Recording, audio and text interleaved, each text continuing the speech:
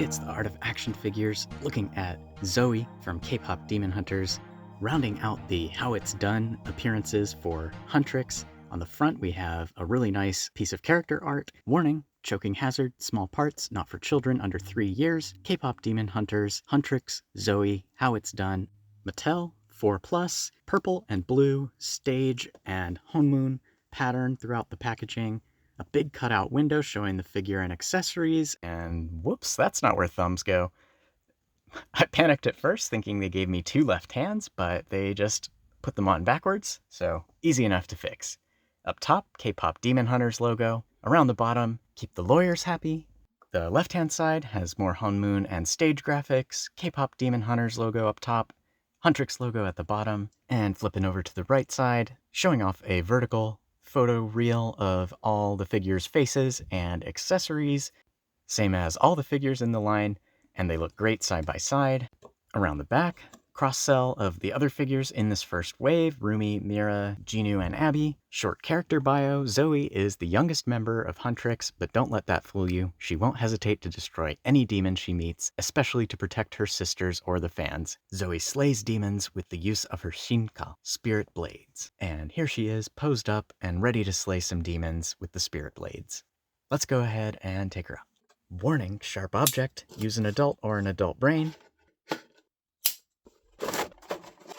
From the back, I'm going to use flush cutters to cut the little ties. Be sure to collect these and throw them away.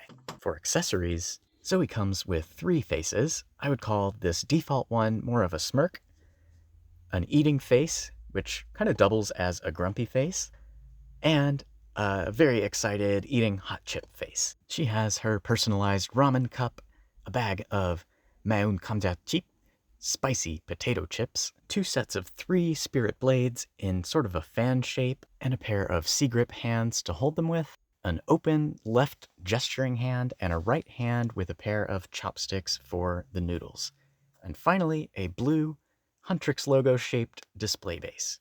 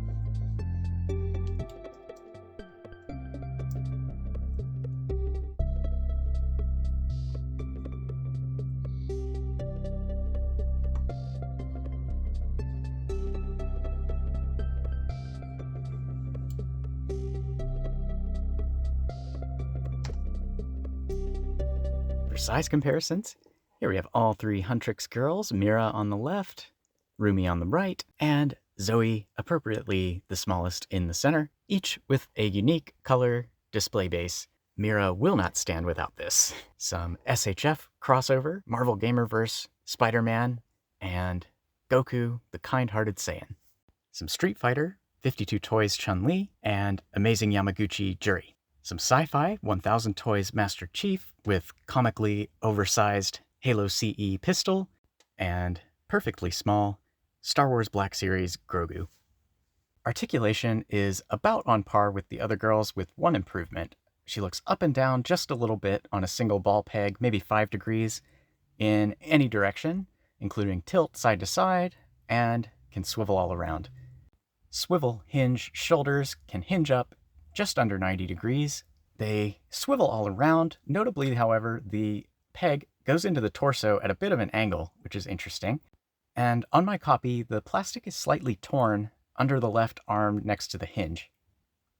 No butterfly joint, but her arms go straight forward out to the front, which is about the best you can hope for with no butterfly joint of any kind.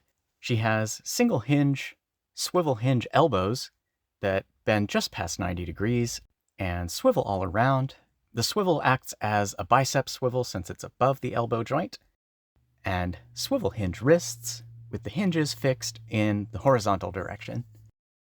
The torso just has a single ball joint between the lower abdomen and the waist, and like the neck, it gets maybe 5 degrees of range in every direction, and including just a little side-to-side tilt, and of course she can swivel around on the joint no problem. Wouldn't mind a little bit more torso and neck range.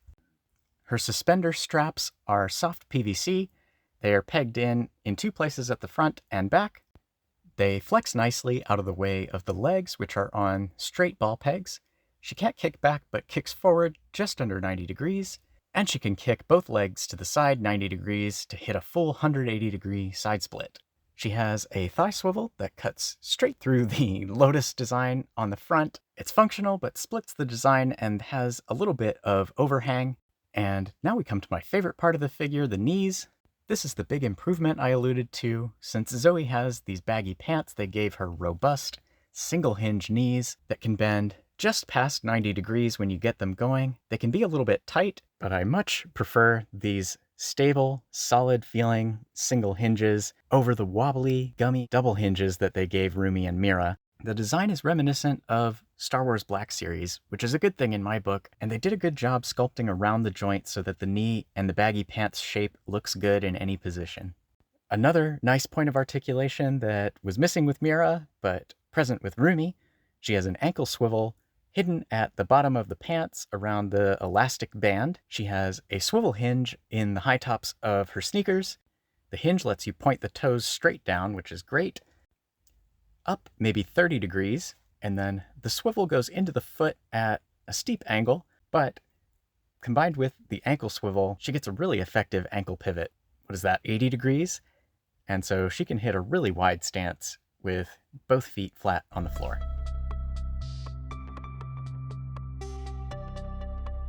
Once again, the real star of the show with these figures are the faces, and Zoey's is no exception.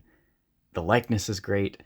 Her eye makeup looks great. She has this pink eyeshadow, and all the girls have these little white dots in different places around the eyes. I think these are maybe meant to represent like little sparklies of some kind. You can tell I'm an expert on such things. She even has little freckles on her nose and a nice subtle smile since Zoey is the bubbly one of the group.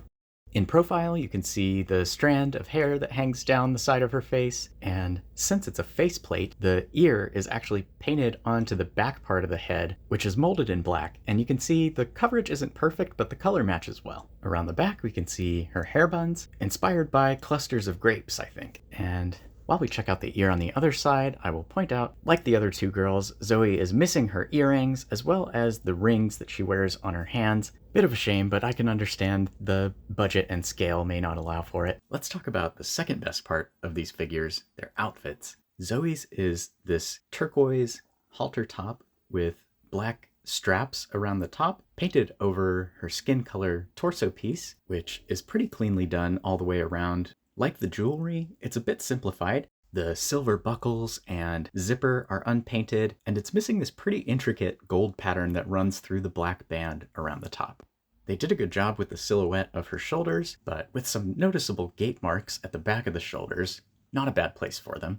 And of course she has her little pouch and straps painted onto her right arm. I've seen people say this is an insulin pump. That was my first thought too. It's about the right shape and size, but I don't know if that's been confirmed anywhere. The real star of the show for her outfit is this floral pattern, which looks like it's inkjet printed onto the right side of her top. It's a sharp detail, and the pink color really pops against the turquoise. And finally, the one bit of jewelry that they did sculpt and paint onto her left arm is this gold bracelet. Her waist and leg pieces are molded blue with black and yellow details painted over.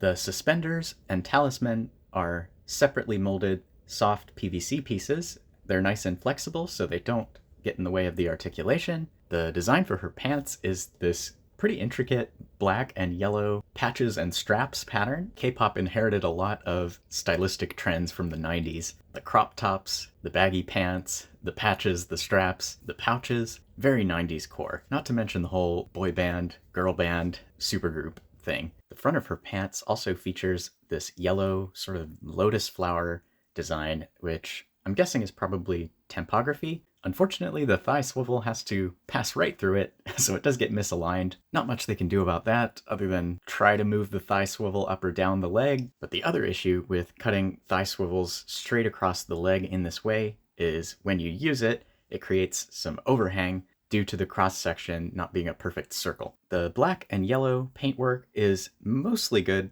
all the way down. There's a couple rough edges here and there. They've done a good job painting yellow over blue. Yellow tends to be kind of transparent, so it's hard to paint it over dark colors like blue, but I'm guessing they may have done multiple passes. And here you can see the knee joint from the back, and I think this is a smart knee design with the lower leg overlapping the upper leg, helping to maintain that diamond-shaped silhouette that these pants have. And here you can see there's a little spotty coverage of the yellow at the top of her left knee. The pattern stays surprisingly intact even when the knee is bent, and the shape of the knee also stays pretty well intact. I think it's a functional enough design for the character, and I like how it keeps the costume and form details intact, with just a tiny gap if you push the knee to the extreme. And finally, let's talk about Zoey's footwear. As the zoomiest Huntrix girl, she ditches the high-heeled boots for some high-top sneakers molded in yellow with painted blue accents, missing paint in a few spots like the heels and the inside of the shoes, which causes them to deviate a little bit from the design. I think overall it should have a little bit more blue in the upper parts of the shoes. Like the knees, they are sturdy and functional, the best among the Huntrix girls in that regard. There's just one minor stability issue, which is the soles of the shoes are curved a little bit. It's accurate to the design, but it can be a little bit wobbly. Zoey's weapons are the spirit blades, throwing knives molded in iridescent plastic with gold-painted handles and tassels on the end. You get 2 sets of 3 knives molded together in this sort of fan shape for her to hold, and it covers your static poses pretty well, but for action poses, it would have been really nice if she had at least 1 or more individual throwing knives for her to, throw. Her grip on the knives can be a little bit shaky, but you can still pull off some cool action poses, especially if you get a little goofy and creative with the alternate accessories. Let me know in the comments if you have a favorite member of Huntrix. I think as far as the figures go, Zoey really stands out thanks to her stable lower body design, while all 3 are pretty good in static poses, with some limitations in body language due to the neck and torso articulation still being quite constrained. Zoey excels at hitting the action poses. Kpop Demon Hunters is not just a pop music achievement, but it is also a great action movie with fantastic animation and lots of cool martial arts influence throughout. And the figures bring that out to varying degrees. I think Mira is the toughest to pose due to the hair and wobbly legs, but she gets the coolest weapon of the group. Zoey is the easiest to pose, with short hair not getting in the way, stable legs, and ankle swivel, but her weapons can be a bit fiddly and static. And Ruby's somewhere in between with her posable braid, slightly less wobbly legs, boot swivel, and her sword, which is very versatile, quite cool, maybe slightly less cool than Mira's weapon. So that's the technical breakdown on these 3.